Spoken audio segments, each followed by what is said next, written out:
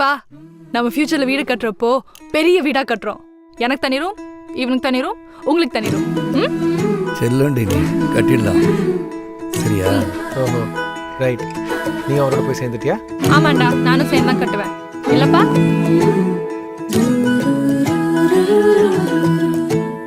கனவெல்லாம் நிஜமாக ஒரு நாளும் ஆகும், கவலைகள் பஞ்சாக பறந்தே போகும். பொழுதெல்லாம் புதுசாக பொலிவாக மாறும், எண்ணங்கள் நலமாக இருந்தா போதும்.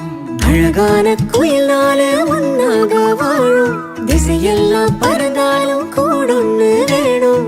ஆஹா இது போதும்.